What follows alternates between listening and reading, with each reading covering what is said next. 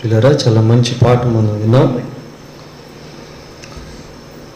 ఈ సమయంలో కొద్ది నిమిషాలు దేవుని వాక్యాన్ని మనం ధ్యానం చేసుకుందాం. అందరూ లేచి నిలబడి చిన్న ప్రార్థన చేసుకుని ప్రార్థన అనంతరం వాక్యాన్ని ధ్యానం చేసుకుందాం. పిల్లరా,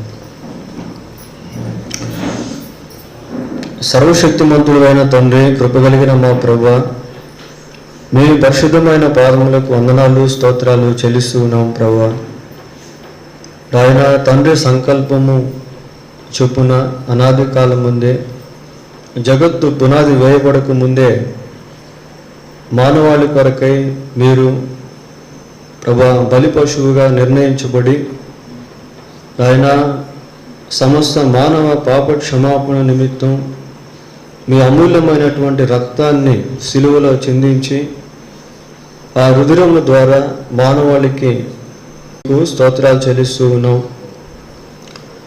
ఈ రాత్రికాల సమయంలో మరొక పర్యాయము ప్రభా మీ వాక్యాన్ని మేము ధ్యానం చేసుకుంటూ ఉండగా మీరే మీ వాక్యము ద్వారా మా అందరినీ దర్శించి మాతో మాట్లాడండి. మమ్మను మీ రాజ్యం కట్టే పనిలో పరిచారకులుగాను ఆత్మల సంపాదనలో ప్రభా మీ యొక్క నడిపింపునకు అప్పగించుకొని ప్రభా ఈ లోకాన్ని విడువక ముందు కొన్ని ఆత్మలను సంపాదించేవారముగా ఉండుటకు మీరే కనికరించి సహాయము చేయమని, మమ్మల్ని అందరినీ మనుషులను బట్టే జాలర్లుగా ప్రభా మీరు చేయమని మా రక్షకుడైన యేసుక్రీస్తు నామములో ప్రార్థన చేస్తున్నాము తండ్రి, ఆమేన్.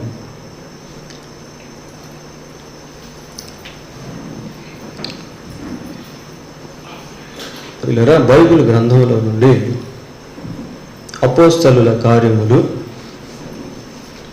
8వ అధ్యాయము, అపోస్తలుల కార్యములు 40వ వచనం వరకు గమనించినప్పుడు ఒక అద్భుతమైనటువంటి సత్యగాథ మనకు కనబడుతుంది. ప్రియులారా, it is an amazing true story of soul winning in God's plan. దేవుని యొక్క ప్రణాళికలో ఆత్మలను సంపాదించుట అనే ఈ సన్నివేశాన్ని మనం వచనాల్లో చూడవచ్చు. ఈ వచనాలన్నీ పరిశీలించినప్పుడు ఇద్దరు ప్రాముఖ్యమైనటువంటి వ్యక్తులు మనకు కనబడతారు. ప్రియులారా, ఎవరు ఆ వ్యక్తులు అంటే, ఒక ఆయన పేరు ఫిలిప్, ఇంకొక ఆయన పేరేంటో చెప్పబడలేదు, కానీ అతని గురించి నపుంసకుడు అని రాశారు. ఒక ఆయనేమో ఫిలిప్ ఇవాంజలిస్ట్, సువార్థికుడు. ఈ నపుంసకుడేమో కోశాధికారి. ఫిలిప్ ఒక విశ్వాసిగా ఉంటే నపుంసకుడు ఒక అవిశ్వాసిగా కనబడతాడు. ఫిలిప్కి ఏ విధమైన వాహనం లేదు, నపుంసకుడు మాత్రం ఒక రథంలో ప్రయాణము చేస్తా ఉన్నాడు. నపుంసకుని చేతిలో పరిశుద్ధ గ్రంథం ఉంది. ఆ పరిశుద్ధ గ్రంథానికి సంబంధించిన వివరణ ఫిలిప్ హృదయంలో ఉంది. ఇంకా ఫిలిప్పుని గురించి, నపుంసకుని గురించి ఆలోచిస్తే, ఫిలిప్ ఒక సాధారణమైనటువంటి వ్యక్తిగా కనబడుతూ ఉన్నాడు. నపుంసకుడేమో maybe he was a rich man, ఒక ధనికుడై ఉండవచ్చు. ఫిలిప్ దేవుని యొక్క పరిచారకుడిగా, ప్రభు యొక్క పరిచారకుడిగా ఉంటే, నపుంసకుడు ప్రభుత్వం యొక్క పరిచారకుడిగా ఉన్నాడు. ప్రియులారా, ఇంకా ఫిలిప్ బాప్తిస్మం ఇచ్చేటువంటి వ్యక్తిగా ఉంటే, నపుంసకుడు బాప్తిస్మం తీసుకునేటువంటి వ్యక్తిగా ఉన్నాడు. ఫిలిప్ దేవుని యొక్క ప్రణాళికను నెరవేర్చేటువంటి వాడిగా కనిపిస్తూ ఉన్నాడు.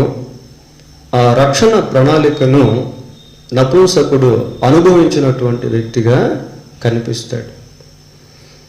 ఇలా ఈ వచనాలన్నింటినీ పరిశీలించినప్పుడు మనకు కనబడే ఇద్దరు ప్రాముఖ్యమైనటువంటి వ్యక్తుల్లో అనేక విషయాలు దాగి ఉన్నట్టు మనం చూడవచ్చు. ప్రియులారా, ప్రాక్టికల్గా మనం వాక్యాన్ని చదువుతూ ఉన్నప్పుడు అందులో ఉన్నటువంటి అక్షరాలను దృశ్య రూపంలో చూస్తే ఒక అమూల్యమైనటువంటి చిత్రపటం మనకు కనబడుతుంది.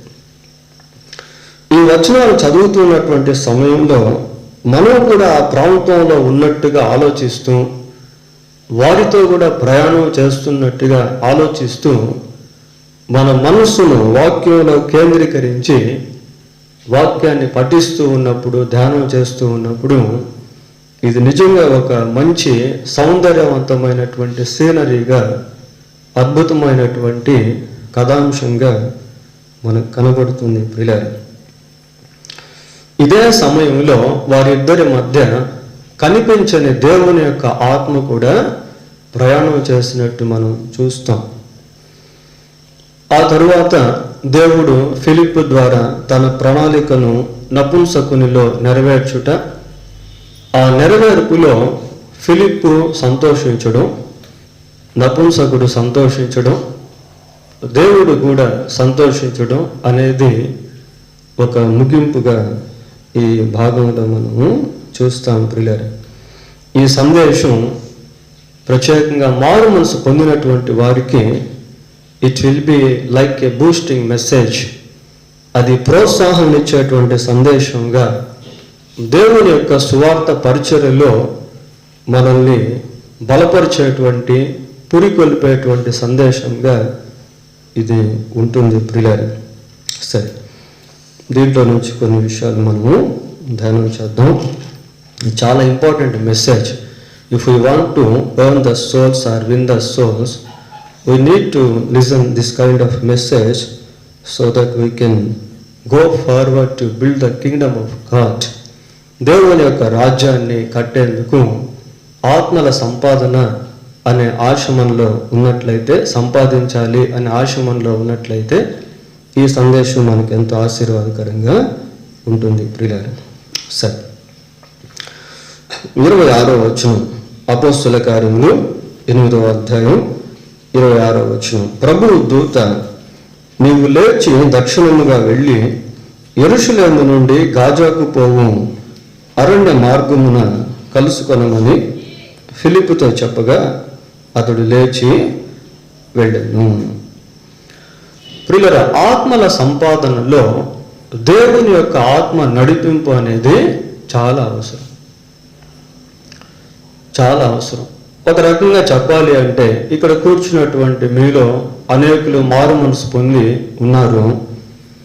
మారు మనసు పొందినటువంటి వారు దేవుని యొక్క సువార్త ప్రకటించి ఆత్మలను సంపాదించేటువంటి వారిగా ఉండాలి. ఆత్మలను సంపాదించాలి అంటే దేవుని ఆత్మ చేత మనం నడిపించబడేటువంటి వారంగా ఉండాలి. It is most important to be led by the Holy Spirit if you want to earn the souls or in the souls. ఆత్మలను రక్షించాలనే ఆశలో దేవుని యొక్క ఆత్మ చేత మనం నడిపించబడే వారంగా ఉండాలి. ఇక్కడ దేవుని యొక్క ఆత్మ ఫిలిప్పుతో మాట్లాడుతూ చాలా స్పష్టంగా, నీవు లేచి దక్షిణముగా వెళ్ళి యెరూషలేము నుండి గాజాకు పోవు అరణ్య మార్గమును కలుసుకొనుము.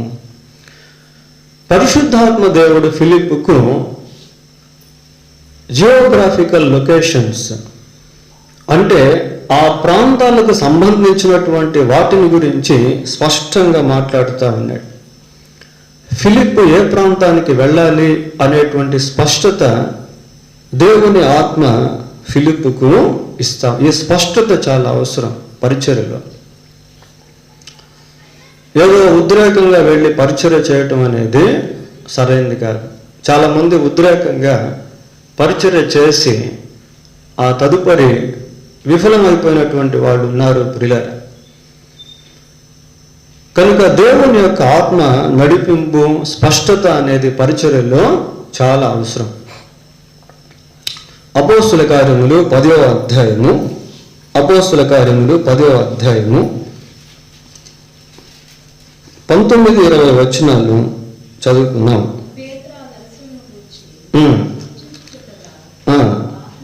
ఆత్మ, ఇదిగో ముగ్గురు మనుషులు నిన్ను వెతుకుచున్నారు. ఇదిగో ముగ్గురు మనుషులు. ఎంతమంది అనేటువంటి సంఖ్య కూడా పరిశుద్ధాత్మ దేవుడు పేతురుకు బయలుపరుస్తా ఉన్నాడు. ప్రియులారా, ఇక్కడేమో ఫిలిప్పుకు తాను ఎక్కడికి వెళ్ళాలి అనేటువంటి దానిని గురించి ఏదో వివేగ్గా, మసకగా కాకుండా, అస్పష్టంగా కాకుండా తాను ఎక్కడికి వెళ్ళాలని చెప్తున్నాడు. దక్షిణముగా వెళ్ళి యెరూషలేము నుండి గాజాకు పోవు అరణ్య మార్గమును కలుసుకొనమని చెప్తా ఉన్నాడు. మరి ఫిలిప్పు ఎవరు అనే ప్రశ్న మనం వేసుకుంటే, once upon time he was a church member. ఇతను ఒకప్పుడు సంఘంలో ఒక సభ్యుడిగా ఉన్నటువంటి వాడు. సంఘంలో సభ్యుడిగా ఉంటూ దేవునిలో ఎదిగాడు. ప్రియులారా, దేవుని భక్తిలో ఎదిగాడు, దేవుని విశ్వాసంలో ఎదిగాడు, దేవుని ఆత్మతో నింపబడే స్థితిలో ఎదిగాడు. మంచి సాక్ష్యాన్ని కలిగిన విశ్వాసిగా సంఘంలో పరిగణించబడ్డాడు. చూడండి, అపోస్తుల కార్యములు 6వ అధ్యాయము 3వ వచనం చదువుకుందాం.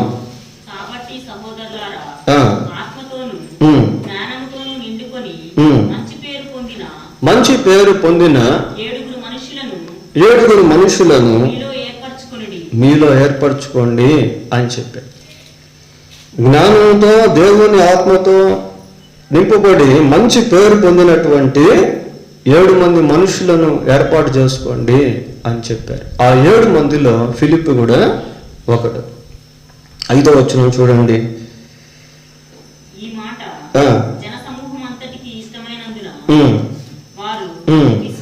విశ్వాసముతోను పరిశుద్ధాత్మతోను నిండుకొనిన వాడైన స్టెఫెను, ఫిలిప్పు, చాలా 7 మంది పేర్లు అక్కడ కనబడతాయి. ఆ 7 మందిలో ఫిలిప్పు కూడా ఒకడు. ప్రియులారా, ఎవడు మనం సంఘంలో ఉన్నప్పుడు ఎదగాలి.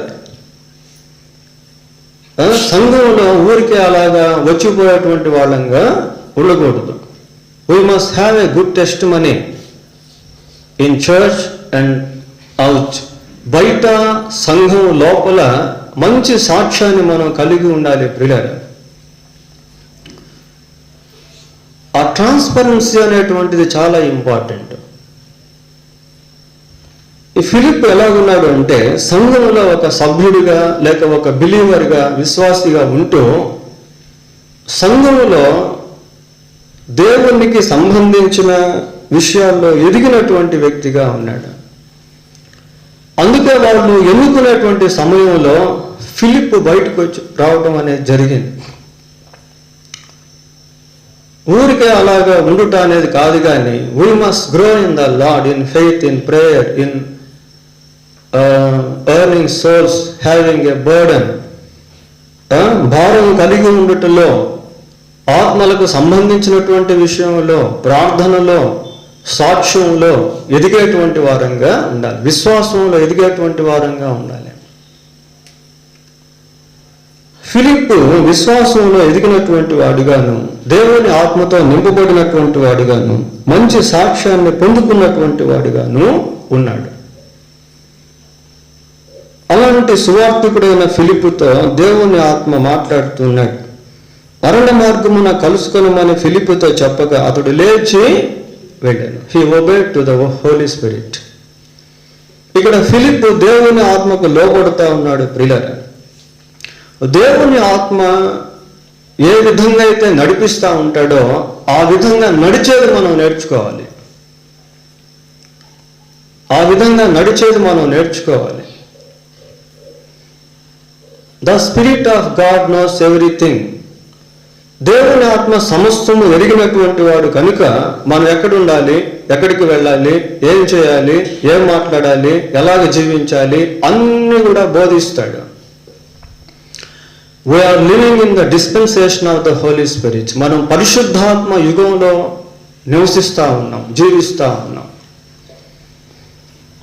చెప్పగానే ఫిలిప్పు బయలుదేరాడు ప్రియులారా. He did not postpone to obey to the spirit of God. దేవుని ఆత్మకు లోబడే విషయంలో ఫిలిప్పు బాగా వేయట్లేదు. ప్రయాణం చేశాడు ప్రియులారా. 27వ వచనం.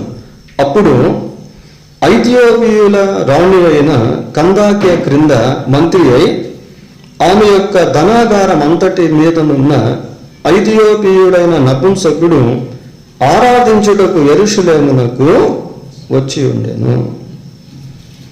ఇక్కడ నపుంసకుని గురించి చదువుకుంటా ఉన్నాం. ఈ నపుంసకుడు దేవుడంటే ఇష్టమే కానీ ఇంకా రక్షింపబడలేదు ప్రియులారా. దేవుడంటే ఇష్టమే కానీ ఇంకా రక్షింపబడలేదు. ఈయన ఎక్కడికి వెళ్ళి వస్తున్నాడట? యెరూషలేమునకు వెళ్ళి వస్తా ఉన్నాడు. ఎందుకు వెళ్ళాడు యెరూషలేముకి? ఆరాధించేదానికి వెళ్ళాడు. ఆ రోజుల్లో అనేక మంది ఆయా ప్రాంతాల నుంచి యెరూషలేముకు వెళ్ళి అక్కడ దేవుణ్ణి ఆరాధించేవాళ్ళు. యూదులు కూడా చాలామంది యెరూషలేములో ఉన్నారు ప్రియులారా. ఆయా ప్రాంతాల్లో ఉన్నటువంటి వాళ్ళు కూడా యెరూషలేముకు వెళ్ళి దేవుణ్ణి ఆరాధించేవారు. యూదుల గురించి మనం ఆలోచన చేస్తే the people, Jewish people have the law. యూదులకు ధర్మశాస్త్రం అనేటువంటిది ఉంది కానీ ఆ ధర్మశాస్త్రంలో ఉన్నటువంటి యేసుక్రీస్తుని గురించిన గ్రహింపు వాళ్ళకి లేదు. ఇప్పటికి కూడా అలాగే ఉన్నారు. యేసుక్రీస్తే మెస్సియా అనేటువంటి సంగతి యూదులు ఇప్పటికి కూడా అనేక మంది ఎరగనటువంటి వారుగా ఉన్నారు. Even though they have the law of God, they don't know about Jesus who is written in their law. వారికి ధర్మశాస్త్రం ఉన్నప్పటికీ ఆ ధర్మశాస్త్రంలో ఉన్నటువంటి యేసుక్రీస్తుని గురించి ఎరగనటువంటి వారుగా యూదులు ఉన్నారు. తర్వాత జెంటైల్స్, అన్యజనులు ప్రియులారా. అన్యజనులు కూడా మరి వాళ్ళు ముస్లిమ్స్ కానివ్వండి, బౌద్ధులు కానివ్వండి, హిందూస్ కానివ్వండి, జైనులు కానివ్వండి, who ever they may be, వాళ్ళు ఎవరైనప్పటికీ కూడా వాళ్ళకంటూ కొన్ని గ్రంథాలు అనేవి ఉన్నాయి. ప్రియులారా, అనేక గ్రంథాల్లో కూడా యేసుక్రీస్తు ప్రభువుని గురించి రాయబడింది. పౌలు ఏథెన్స్ ప్రాంతాన్ని దర్శించినప్పుడు ఆ ఏథెన్స్ ప్రాంతపు ప్రజలు రకరకాల దేవుళ్ళను, దేవతలను విగ్రహాలుగా చేసుకొని ఆరాధించేవాళ్ళు. వారికి సువార్త ప్రకటిస్తున్నప్పుడు పౌలు వాళ్ళతో మాట్లాడుతూ అన్నాడు.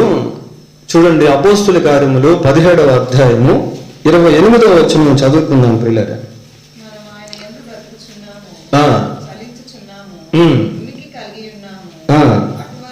అటువలే మనము ఆయన సంతానమని ఎవరట? మీ కవీశ్వరులలో కొందరు చెప్పుచున్నారు. మీ కవీశ్వరులలో, ఏథెన్స్లో అన్ని జాతుల ప్రజలు దాదాపుగా నివసించేవాళ్ళు. దాదాపు అన్ని మతాల ప్రజలు ఏథెన్స్లో నివసించేవాళ్ళు ప్రియులారా. మీ కవీశ్వరులలో కూడా కొంతమంది ఆయనను గురించి రాశారు అంటున్నాడు.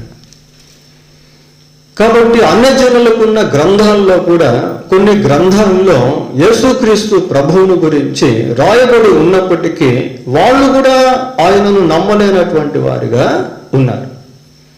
యూదులు ఎలాగైతే ఉన్నారో అన్యులు కూడా ఆ రీతిగా ఉన్నారు. ఇంకా ఒక దుఃఖకరమైన విషయం ఏంటి అంటే క్రైస్తవుల చేతిలో బైబిల్ ఉన్నప్పటికీ ఆ బైబిల్లో ఉన్నటువంటి యేసుక్రీస్తును అనుభవపూర్వకంగా ఎరగనటువంటి క్రైస్తవులు ఉన్నారు. బైబిల్లో యేసుక్రీస్తు ఉన్నప్పటికీ ఆ యేసుక్రీస్తు ప్రభువును అనుభవపూర్వకంగా ఎరగనటువంటి క్రైస్తవులు కూడా ఉన్నారు ప్రియులారా. What tragedy it is. ఇది ఎంత దుఃఖకరమైన విషయం చూడండి. అయితే ఆ రోజుల్లో మరి సువార్త ప్రకటిస్తూ ఉన్నటువంటి సమయంలో చాలా మంది దేవుణ్ణి నమ్మారు. అన్ని జనులు దేవుణ్ణి నమ్మారు, యూదులు దేవుణ్ణి నమ్మారు. ఇంకా ఒక గొప్ప విషయం ఏంటి అంటే యాజకులు కూడా యేసు ప్రభువునందు విశ్వాసం ఉంచారు. యాజకులు అంటే కొంచెం హై స్టేజీ కదా, వాళ్ళ స్థాయి పెద్దది. ఎందుకంటే వాళ్ళు దేవునికి మనుషులకు మధ్యవర్తులుగా వ్యవహరించేటువంటి వాళ్ళు. They know about God. వాళ్ళు దేవుని గురించి ఎరిగినటువంటి వాళ్ళు కూడా మరి సువార్త విని యేసు ప్రభునందు విశ్వాసం ఉంచారు. చూడండి 6వ అధ్యాయం అపోస్తుల కార్యములు 7వ వచనం చదువుకుందాం.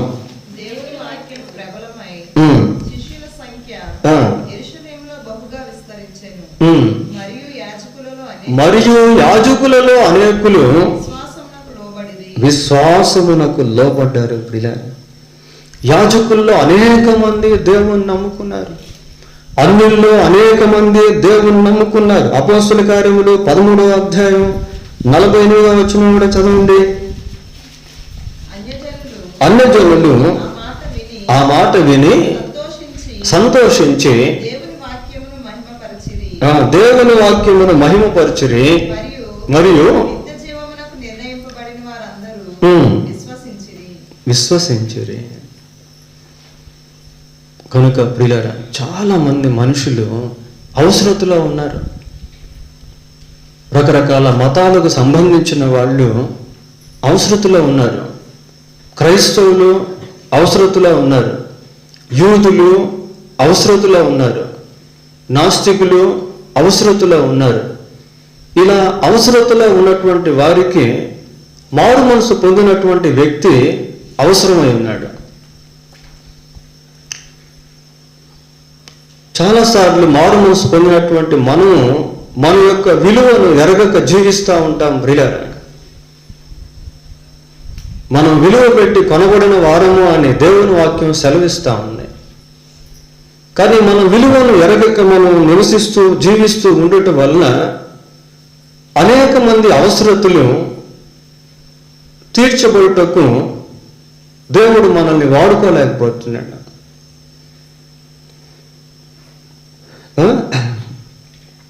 28వ వచనం. అతడు తిరిగి వెళ్ళుచు తన రథము మీద కూర్చుండి ప్రవక్త అయిన యెషయా గ్రంథము చదువుచుండెను. ఎవరు? నపుంసకుడు. ప్రియులారా, ఎక్కడి నుండి తిరిగి వెళ్తున్నాడు? యెరూషలేము నుండి తిరిగి వెళ్తా ఉన్నాడు. యెరూషలేములో అసలు ఎందుకు వెళ్ళాడు?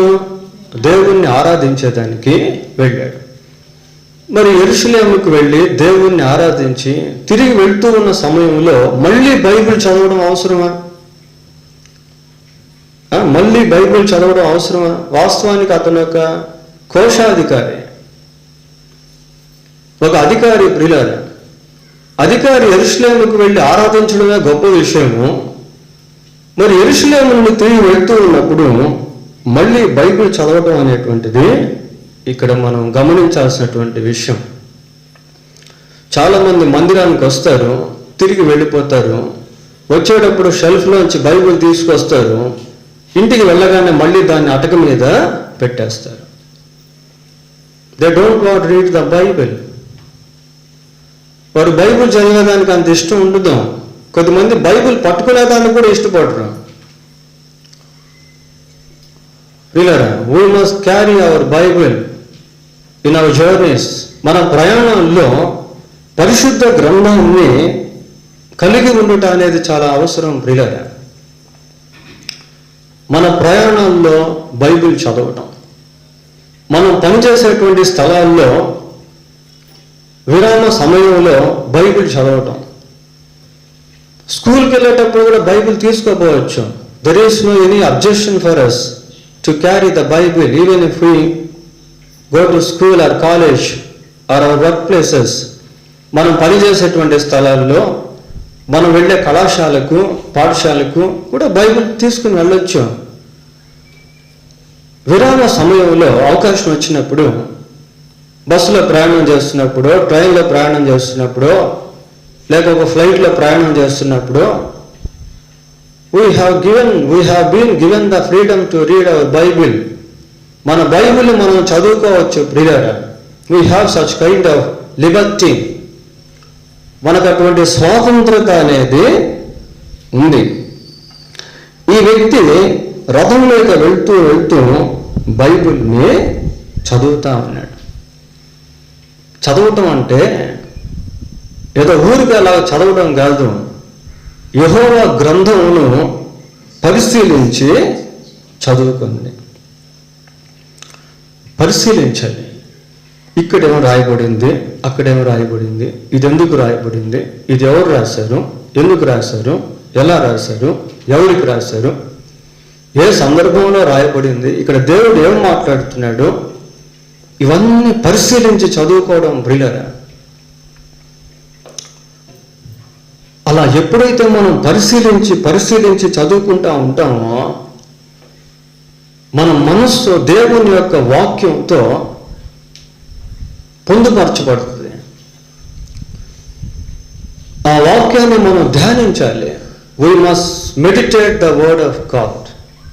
దేవుని వాక్యాన్ని మనము ధ్యానం చేయాలి. Personal reading, personal meditation.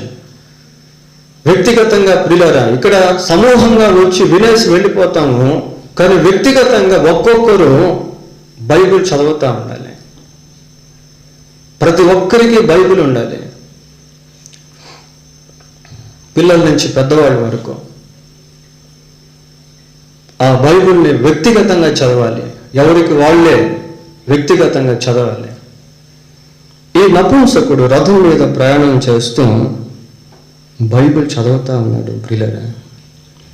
when we read the Bible, the time that God has given us will be a blessing for us.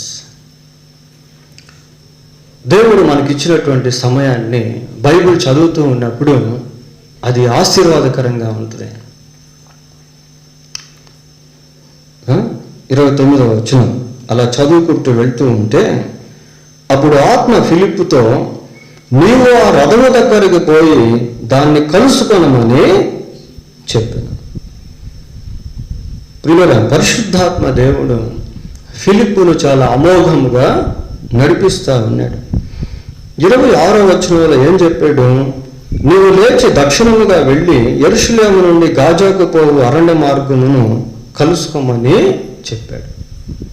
అక్కడ పూర్తి వివరాలు ఇవ్వట్లేదు. వెళ్ళమన్నాడు, వెళ్ళాడు. వెళ్ళిన తర్వాత ఈ వ్యక్తి రథంలో ప్రయాణం చేస్తూ ఉంటే అక్కడికి వెళ్ళి కలుసుకోమని ఇక్కడ చెప్తా ఉన్నాడు ప్రియులారా. ఏమండి, God leads us step by step. దేవుడు మనల్ని ఎలాగ నడిపిస్తాడు అంటే క్రమక్రమంగా నడిపిస్తాడు. ఒకేసారి చెప్తే కొన్నిసార్లు మనకు అర్థం కాదు. we can't understand. God speaks at once, at a stretched time. ఒకేసారి దేవుడు మాట్లాడితే కొన్నిసార్లు మనం అర్థం చేసుకోలేం. కాబట్టి దేవుడు క్రమంగా మాట్లాడుతూ ఉంటాడు. ఇర్మీయా గ్రంథం 18వ అధ్యాయము మొదటి వచనాన్ని చదువుకున్నాను. యెహోవా యొద్ద నుండి నీవు లేచి కుమారి ఇంటికి పొమ్ము, అక్కడ నా మాటలు నీకు చెప్తాను. ఇక్కడ కాదు, నీ ఎప్పుడైతే కుమ్మరి ఇంటికి వెళ్తావో అక్కడ నా మాటలు చెప్తాను. ముందే చెప్పొచ్చు కదా, ఇక్కడే వెళ్ళకముందే చెప్పొచ్చు కదా, కానీ చెప్పట్లేదు ప్రియులారా. నీవు లేచి కుమ్మరి ఇంటికి వెళ్ళుము, అక్కడ నా మాటలు నీకు చెప్తాను. వెళ్ళిన తర్వాత చెప్తాను అంటున్నాడు. కాబట్టి ఇర్మీయా దేవుని మాటలు వినాలి అంటే మొదట ఏం చేయాలి? వెళ్ళాలి. వెళ్ళకపోతే దేవుని మాట అతను వినలేడు. వినకపోతే అతనికి అర్థం కాకపోతే అతను ఏమి చేయలేడు. కనుక ప్రియులారా, ఇక్కడ ఫిలిప్పును ఒకేసారి దేవుని ఆత్మ నీవు పలానా ప్రాంతానికి వెళ్ళి పలానా రథంలో వెళ్తున్నటువంటి వ్యక్తిని కలుసుకొని పలానా వాక్యం చేసి పలానా భావం చెప్పని చెప్పట్లేదు. He leads Philip step by step, ఒకదాని తర్వాత ఒకటి అన్నట్టుగా మాట్లాడుతూ దేవుని ఆత్మ ఫిలిప్పును నడిపిస్తా ఉన్నాడు. సరే, ఇక్కడ చూడండి 30వ వచనం. ఫిలిప్పు దగ్గరకు పరిగెత్తుకొని పోయి అతడు ప్రవక్త అయిన యెషయా గ్రంథమును చదువుచుండగా విని, నీవు చదువుచున్నది గ్రహించుచున్నావా అని అడుగగా. ప్రియులారా, ఇక్కడ దేవుని ఆత్మ ఫిలిప్పును ఆడదాకా తీసుకెళ్ళి అక్కడ వదిలినట్టుగా మనం చూస్తాం. ఇది ఎలాగుంది అంటే, ఫిలిప్పును నపుంసకునితో క్లబ్ చేశాడు, జతపరిచాడు. ప్రియులారా, దేవుడు మనల్ని ఏం చేస్తాడు అంటే, తన పరిచయ నిమిత్తం అనేక మందితో మనల్ని కలుపుతాడు. ఈ విషయాన్ని మనం గుర్తుపెట్టుకోవాలి. మన తరంలో మన బంధువులు అయితేనేమి, స్నేహితులైతేనేమి, మనం పనిచేసేటువంటి స్థలాల్లో అయితేనేమి అనేక మందితో మనల్ని దేవుడు కలుపుతాడు. అపోస్తలుల కార్యములు 10వ అధ్యాయము 25వ వచనం ఒకసారి చూడండి. పేతురు లోపలికి రాగా కొర్నేలి అతనిని ఎదుర్కొని. చాలా పేతురు దేవుని సేవకుడు, కొర్నేలి శతాధిపతి. ప్రియులారా, ఇద్దరికి ఎవరికెవరో తెలియదు, కానీ ఇద్దరిని దేవుడు కలిపాడు. ఇక్కడ ఫిలిప్పు సువార్తికుడు, నపుంసకుడు, కోశాధికారి. ఒకరికి తెలియదు, కానీ దేవుడు ఇక్కడ ఇద్దరిని కలిపాడు. దేవుడు తన పరిచర్యలో మనల్ని వాడుకుంటున్నప్పుడు అనేక మందితో మనకు స్నేహాలు అనేవి ఏర్పడతాయి. వాళ్ళలో కొద్దిమంది సామాన్యులుగా ఉండవచ్చు, కొద్దిమంది వ్యవసాయకులు ఉండొచ్చు, కొద్దిమంది డాక్టర్లు కూడా ఉండొచ్చు, కొద్దిమంది యాక్టర్లు ఉండొచ్చు, కొద్దిమంది లాయర్లు ఉండొచ్చు, కొద్దిమంది కలెక్టర్లు ఉండొచ్చు, కొద్దిమంది మంత్రులు ఉండొచ్చు, కొద్దిమంది దొంగలు కూడా ఉండొచ్చు, గూండాలు ఉండొచ్చు, నాస్తికులు ఉండొచ్చు, హిందూస్ ఉండొచ్చు, ముస్లిమ్స్ ఉండొచ్చు, కొద్దిమంది పరదేశులు ఉండొచ్చు. When God uses, we have a fellowship with others. దేవుడు మనల్ని వాడుకుంటూ ఉన్నప్పుడు రకరకాల మనుషులతో మనకు సంబంధాలు అనేవి ఏర్పడతాయి. అసలు నిజంగా పరిచయం చాలా అద్భుతంగా ఉంటుంది ప్రియులారా. ఇవాంజలిజం అనేది అట్లాంటిది. ఇప్పుడు ఈ మెసేజ్ ఏంటి అంటే ఇవాంజలిజానికి సంబంధించిన సందేశం ఇది. నాకు చాలాసార్లు అనిపిస్తుంది, ఒక పాస్టర్గా ఉండడం కంటే ఇవాంజలిస్ట్గా ఉండడం చాలా ఇష్టం నాకు. ఈ సవార్థీకరణ పరిచర్యలో చాలా మంది మనకు పరిచయం అవుతారు. ఎప్పుడు అంటే దేవుని ఆత్మ చేత మనం నడిపింపబడినప్పుడు, దేవుని ఆత్మకు మనం విధేయత చూపించినప్పుడు, దేవుడు మనల్ని వాడుకునే దానికి సిద్ధంగా ఉన్నప్పుడు.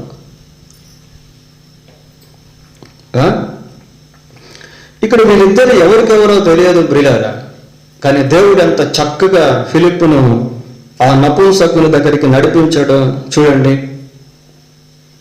మన పరిచర్యలో కూడా దేవుడు అనేక మందిని దర్శిస్తాడు. ఏమో మీ ద్వారా రామోజీరావు గారు కూడా మారు మనసు పొందొచ్చు, చెప్పలేం. Nothing is impossible to God కదా. ఒక చిన్నదాని ద్వారా సైన్యాధిపతి మారు మనసు పొందాడు కదా, నయమాను. ప్రియులారా, when God uses, we will be blessing to many people.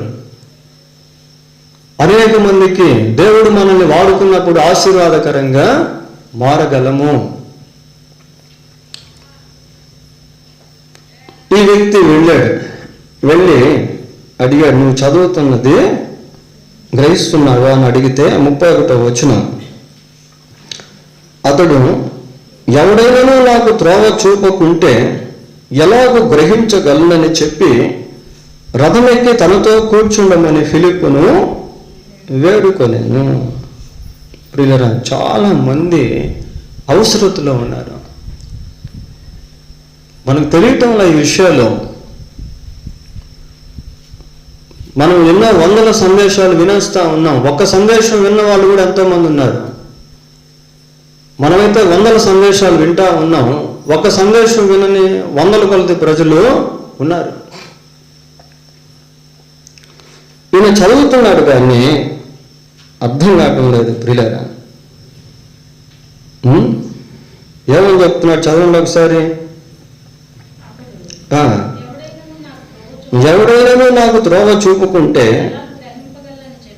ఎలాగా గ్రహింపగలను? How can I understand if someone leads me to understand? ఎవరైనా నాకు త్రోవ చూపించకపోతే నేను ఎలాగా గ్రహించగలను? బైబిల్ ఉంది ఆయన చేతిలో, యెరూషలేముకి వెళ్ళేసి వస్తూ ఉన్నాడు. బైబిల్ ఉండడం మాత్రమే కాకుండా చదువుతూ ఉన్నాడు. అయితే ఇప్పుడు ఈయనకి ఏంటి అంటే ఆ చదివేది ఏంటో అనేది గ్రహించాలి. ఆ గ్రహించాలి అంటే అతన్ని ఎవరైనా నడిపించాలి. ఆ నడిపించేటువంటి వ్యక్తి పరిశుద్ధాత్మ చేత నడిపించబడే వ్యక్తిగా ఉండాలి. ప్రియులారా, సరే, we are the light of the world అని మనం వాక్యంలో చదువుతాం. మీరు లోకమునకు వెలుగై ఉన్నారు. సంఘం ఏంటి అంటే సంఘం లోకానికి వెలుగు ప్రియులారా. సంఘం లేకపోతే లోకం చీకటే. సంఘం లేకపోతే లోకం చీకటే. మూర్ఖులైన వక్ర జనము మధ్య దేవుని వాక్యం చేత పట్టుకొని లోకమందు మీరు జ్యోతుల వలె కనబడుచున్నారు అని వాక్యం సెలవిస్తాను. సరే, 32, 33 వచనాలు. అతడు లేఖనములో చదువుచున్న భాగం ఏదనగా ఆయన గొర్రెపిల్ల వలె వదకు తేబడును, బొచ్చు కత్తిరించువాని ఎదుట గొర్రెపిల్ల ఎలాగ మౌనముగా ఉండునో అలాగే ఆయన నోరు తెరవకుండెను. ఆయన దీనత్వమును బట్టి ఆయనకు న్యాయ విమర్శ దొరకకపోయాను. ఆయన సంతానము ఎవరు వివరింతురు? ఆయన జీవము భూమి మీద నుండి తీసివేయబడినది. ఇందాక ఒక మంచి పాట కూడా మనం విన్నాం ప్రియులారా, వదకు తేబడిన గొర్రెపిల్ల. ఇక్కడ పాత నిబంధన లేఖనం చూస్తా ఉన్నాం. Old testament scripture. పాత నిబంధనలో రాయబడినటువంటి ప్రవచనాలు క్రొత్త నిబంధనలో నెరవేర్చబడ్డాయి. పాత నిబంధనలో యేసుక్రీస్తుని గురించి రాయబడినటువంటి ప్రవచనాలు క్రొత్త నిబంధనలో నెరవేర్చబడ్డాయి. ఇప్పుడు ఫిలిప్పుకి పాత నిబంధనలో విషయాలు తెలుసు, క్రొత్త నిబంధనకు సంబంధించిన విషయాలు కూడా తెలుసు. మనం కూడా ఏం చేయాలంటే బైబిల్ని రెండూ చదవాలి. కొద్దిమంది పాత నిబంధన చదువుతారు కానీ క్రొత్త నిబంధన చదవరు. మరి కొద్దిమంది క్రొత్త నిబంధనే చదువుతారు కానీ పాత నిబంధన చదవరు. We must read both of them. ఆ రెండింటిని కూడా మనము చదవాలి. పాత నిబంధన చదవాలి, క్రొత్త నిబంధన కూడా చదవాలి ప్రియులారా. పాత నిబంధనలో యేసు ప్రభువుని గురించి రాయబడి ఉన్నటువంటి ప్రవచనాలు, వాగ్దానాలు క్రొత్త నిబంధనలో నెరవేరబడుట అనేది మనము చూస్తాం. లూకా సువార్త 24వ అధ్యాయం 44వ వచనం చదవండి ఒకసారి. ఆయన మోషే ధర్మశాస్త్రంలోను ప్రవక్తల గ్రంథములలోను కీర్తనలలోను నన్ను గూర్చి రాయబడినవన్నీ నెరవేరవలనని నెరవేరినవని వారితో చెప్పాను. ప్రియులారా, యేసుక్రీస్తు ప్రభు ఇక్కడ లేఖనాలను క్రోడీకరిస్తూ మాట్లాడుతూ ఉన్నాడు. ఏమంటున్నాడు? ధర్మశాస్త్రంలోను ప్రవక్తల గ్రంథములలోను కీర్తనలలోను నన్ను గూర్చి రాయబడినవన్నీ యేసు ప్రభువుని గురించి రాయబడినటువంటి విషయాలు పాత నిబంధన గ్రంథంలో ఉన్నట్టుగా ఇక్కడ ప్రభువు చెప్తా ఉన్నాడు. కనుక మోషే ధర్మశాస్త్రాన్ని, కీర్తనలను, ప్రవక్తల గ్రంథాలను చదివినప్పుడు ప్రభువునికి వచ్చినటువంటి విషయాలు మనం అర్థం చేసుకునేటువంటి వారంగా ఉంటాం ప్రియులారా. ఆ రోజుల్లో మరి ఎంతోమంది శాస్త్రులు ఉండేవాళ్ళు. శాస్త్రులు అంటే స్క్రైబ్స్, వాళ్ళు దేవుని వాక్యం ఎరిగినటువంటి వారు. అందుకే హేరోదు రాజు యేసు ప్రభు జన్మించినప్పుడు ఆయన ఎక్కడ జన్మిస్తాడు అనేటువంటి దాని గురించి శాస్త్రులను పిలిపించి విచారించినట్టు బైబిల్లో మనము చూస్తాం. శాస్త్రులు దేవుని ధర్మశాస్త్రాన్ని ఎరిగి ఉన్నప్పటికీ ఆ ధర్మశాస్త్రంలో ఉన్నటువంటి యేసుక్రీస్తుని గురించి ఎరగలేదు ప్రియులారా, ఎరగలేదు. యేసు ప్రభువుని గురించి పాత నిబంధన గ్రంథంలో యేసు ప్రభు, యేసుక్రీస్తు అనే పేర్లు రాయబడలేదండి. ఆయన గురించి మెస్సియా అని రాయబడింది, దావీదు వేరు చిగురు అని రాయబడింది, ఇంకా అనేక పేర్లతో ఆయన రాయబడ్డాడు. ఆశ్చర్యకరుడని, ఆలోచనకర్తని, బలవంతుడని, నిత్యుడగు తండ్రి అని ఇలాగ రాయబడ్డాడే తప్ప యేసుక్రీస్తు అనే పేరు రాయబడలేదు. అయితే దాన్ని మనం గమనించి ప్రభువుకి మనం కోట్ చేయాలి. పేతురు కూడా అదే చేశాడు ప్రియులారా. తర్వాత మనం లేఖనాల్లో చూద్దాం. సరే, 34వ వచనం. అప్పుడు నపుంసకుడు, ప్రవక్త ఎవరిని గూర్చి ఇలాగ చెప్పుచున్నాడు? తన్ను గూర్చియా వేరొకను గూర్చియా? దయచేసి నాకు తెలుపుమని ఫిలిప్పును అడిగాను. ఇక్కడ నపుంసకుడు యెషయా గ్రంథాన్ని చదువుతూ 2 ప్రశ్నలు కలిగి ఉన్నాడు ప్రియులారా. ఏంటా 2 ప్రశ్నలు అంటే, ఇక్కడ చెప్తున్నటువంటి మాటలు ప్రవక్తకు సంబంధించినవా లేక ఇంకొకరికి సంబంధించినవా అన్నట్టు ఆలోచిస్తా ఉన్నాడు.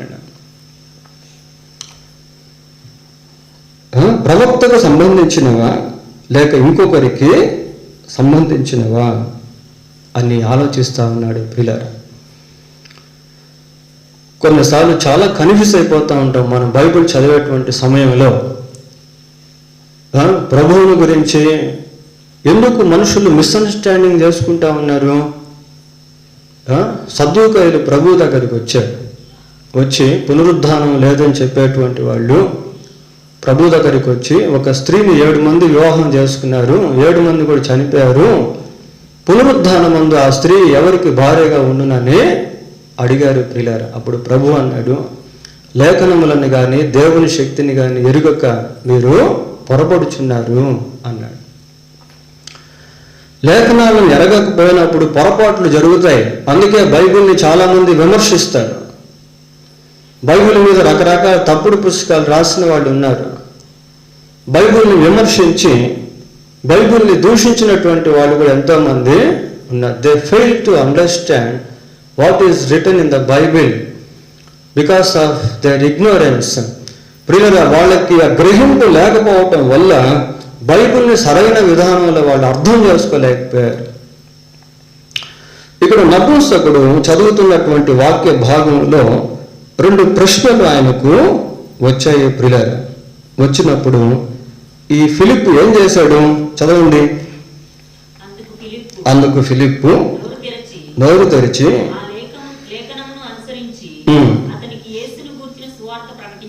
అతనికి యేసును గూర్చిన సువార్త ప్రకటించాడు. యేసుక్రీస్తు మాట పదం లేక పేరు అక్కడ లేకపోయినప్పటికీ అక్కడ రాయబడి ఉన్నటువంటి దేవుని గొర్రె పిల్ల ఎవరో అన్నది ఇక్కడ ఫిలిప్పు ప్రకటించాడు.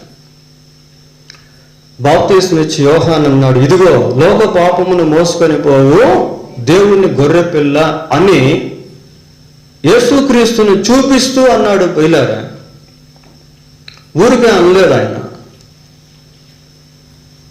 ఈ లేఖనాన్ని అనుసరించి యేసుక్రీస్తుని గురించి ప్రకటన చేశాడు. శిష్యులు అదే చేశారు. మనం ఇతరులకు దేవుని గురించి చెప్పాలి అంటే ఈ లేఖనాలు మనకు అర్థమై ఉండాలి. ప్రార్థనాపూర్వకంగా బైబిల్ చదువుతా ఉన్నప్పుడు దేవుడు తన వాక్యం మనకు అర్థమయ్యేటట్టు చేస్తాడు. అదే సమయంలో ప్రార్థనాపూర్వకంగా బైబిల్కి సంబంధించినటువంటి బుక్స్ కూడా మనం చదవాలి. తెలుగు బైబిల్, ఇంగ్లీష్ బైబిల్ పక్కన పెట్టుకొని చదువుతూ ఉంటే చాలా స్పష్టంగా మనకు అనేక విషయాలు అర్థం అవుతాయి. ఎందుకు మనం బుక్ స్టాల్లో కొన్ని పుస్తకాలు ఏర్పాటు చేస్తామంటే, కొన్ని పుస్తకాలు మనం చదవటం వల్ల బైబిల్ మనం కొంత సులభంగా అర్థం చేసుకోగలం. అలాగని అన్ని పుస్తకాలు చదవమని కాదు, ప్రార్థనాపూర్వకంగా జాగ్రత్తగా కొన్ని పుస్తకాలు మనము చదవాలి. Commentaries, study Bibles, dictionaries, encyclopedias. మరి ముఖ్యంగా తెలుగు బైబిల్ మనం చదవాలి. మన చేతిలో ఉన్నటువంటి బైబిల్ మనకు అర్థమైతే మనం ఇతరులకు దాని గురించి చెప్పగలిగేటువంటి వారంగా ఉండగలుగుతాం. అపోస్తలుల కార్యములు 2వ అధ్యాయం 31వ వచనం చదవండి. 2:31.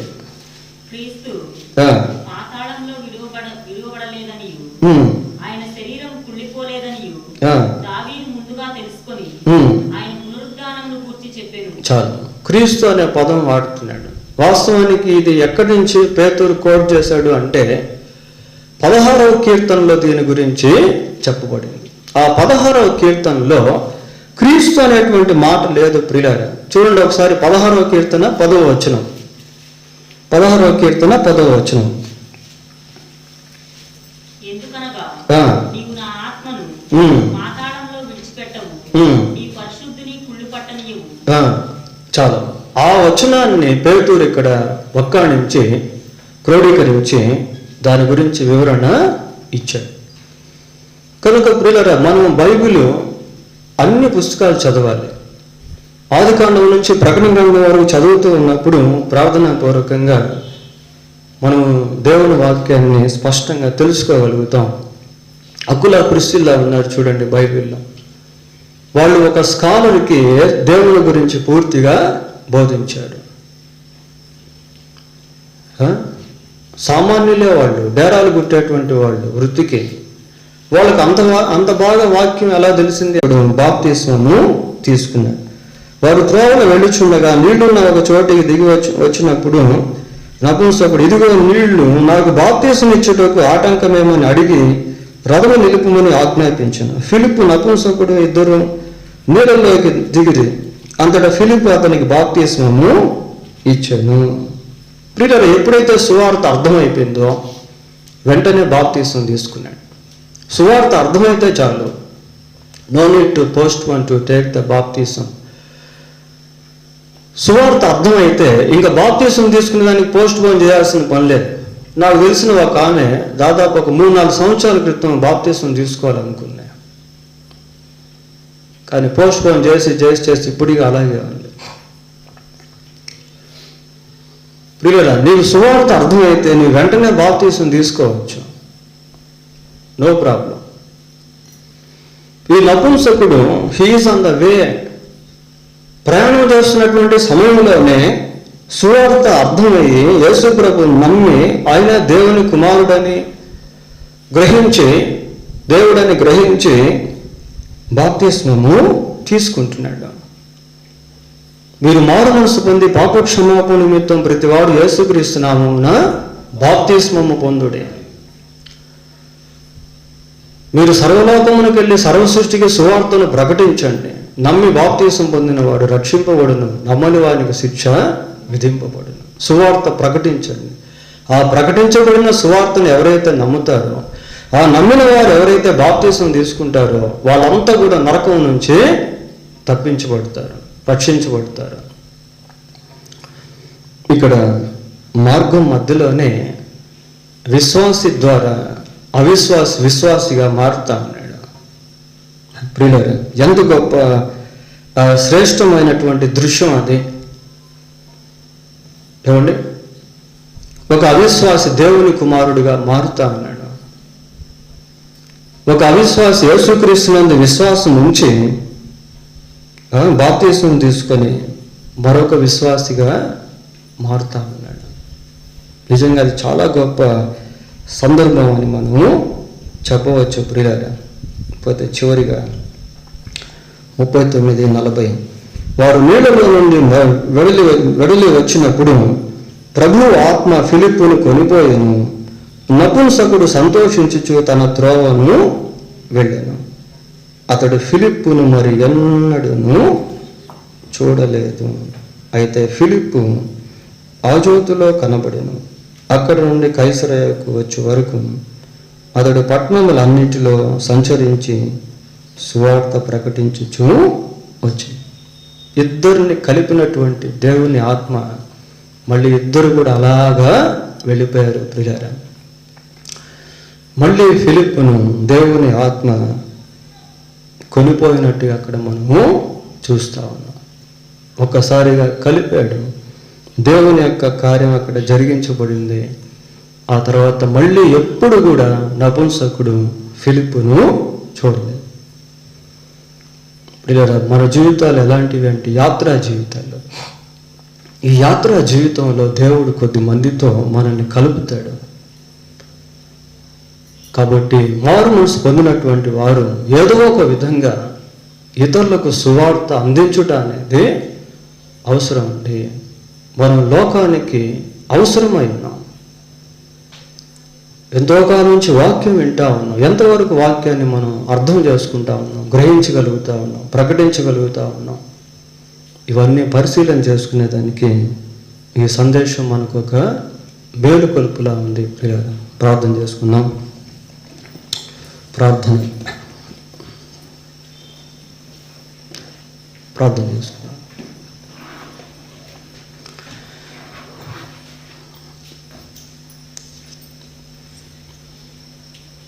పరిశుద్ధుడు అయిన మా దేవ, మీ పాదములకు వందనాలు స్తోత్రాలు చెల్లిస్తూ ఉన్నాం. మీ ఆత్మ చేత ఫిలిప్పు వలె నడిపించబడే వారముగా, సంఘ సభ్యులుగా ఉన్నప్పుడే విశ్వాసమందు ఆత్మయందు ఎదిగే వారముగా, మంచి సాక్ష్యాన్ని కలిగి జీవించే వారముగా, అవసరమైనప్పుడు మీ